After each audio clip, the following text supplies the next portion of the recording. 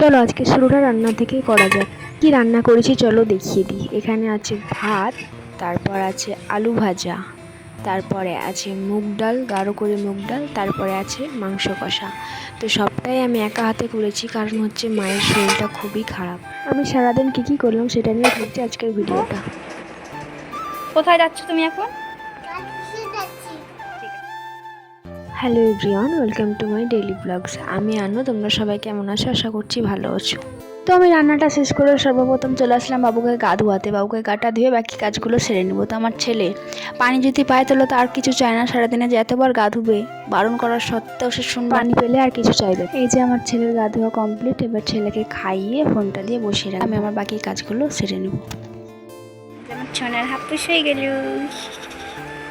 হয়েছে তোমার হাপুস করা হয়ে গেছে? তাই এবার কি করতে হবে? এবার ভাত খেতে হবে, তারপরে ঘুমো ঘুমো। Good bye.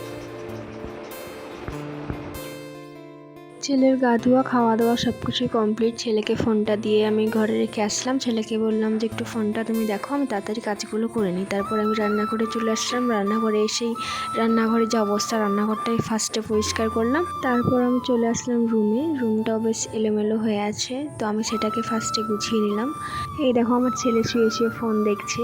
তো ওকে আর ডিস্টার্ব করলাম না, ও শুয়ে শুয়ে ফোন দেখছে দেখুক, নাহলে আমার ওকে ডিস্টার্ব করতে গেলে আমার কাজগুলোই হবে না। তো আমার ঘর গোছানো কমপ্লিট। এবার আমি ঝাড়ু দিয়ে নিচ্ছি। তো এই ঘরে আমার আব্বু ঘুমিয়েছিল, সেজন্য আমি এই ঘরটা দেখাতে পারিনি। তো বাড়িতে মায়ের শরীর খারাপ হলে একদমই ভালো লাগে না, তাই না? যেদিকে চারিদিকে সারাক্ষণ শাসন করা, বকাবকি, কথা বলা, সে বাড়িতে চুপচাপ বাড়িটা কেমন শান্তভাবে থাকে, একদমই ভালো লাগে না মায়ের শরীর খারাপ হলে। তো তোমরা সবাই আমার মায়ের জন্য একটু দোয়া করে দিবে, আমার মা যেন তাড়াতাড়ি সুস্থ হয়ে ওঠে। তো আমার ঝাড়ু দেওয়া হয়ে গেলে এবার আমি পানি নিয়ে আসলাম, এই ঘরটা তাড়াতাড়ি মুছে নেব সুন্দরভাবে।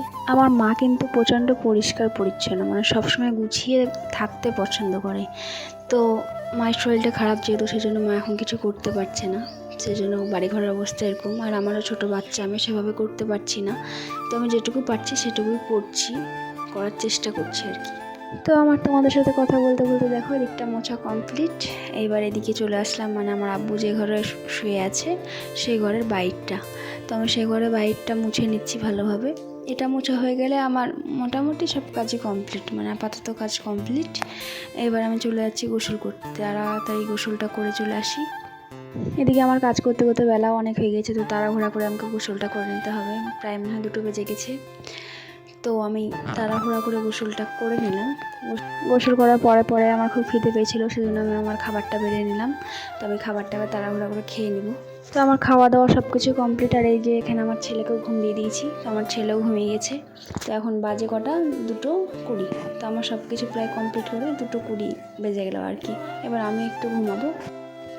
তো আমিও বেশ 2 ঘন্টা মতো ঘুমালাম। ঘুম থেকে উঠে এবার মাকে ডক্টরের কাছে যেহেতু নিয়ে যাবো, সেজন্য উঠে পড়লাম। উঠে এবার আমি রেডি হচ্ছি আর কি ডক্টরের কাছে যাওয়ার জন্য। তো আমি আলমারি থেকে আমার 3 পিসটা বের করে নিলাম। তো বের করে আমি রেডি হয়ে গেলাম। তারপরে মা মেয়ে বেরিয়ে পড়লাম, টোটো ধরবো, এখান থেকে সোজা চলে যাবো ডক্টরের কাছে। তো কথা বলতে বলতে আমি ডক্টরের কাছে পৌঁছে গেলাম মাকে নিয়ে। এবার আমরা যাব ডক্টরের কাছে। তো আমাদের এই দেখো ডক্টর দেখানো কমপ্লিট, বেরিয়ে পড়লাম। বেরিয়ে এবার মেডিসিনের জন্য বাইরে বসে আছি আর কি, ওয়েট করছি মেডিসিনের জন্য। তো এই যে আমাদের সব কিছু কমপ্লিট। এবার আমরা বাড়ি ফিরছি। বাড়ি ফিরতে ফিরতে প্রায় 1টা বেজে গেছিলো। তাই আমি ব্লগটা কন্টিনিউ করতে পারিনি। সবাইকে টাটা।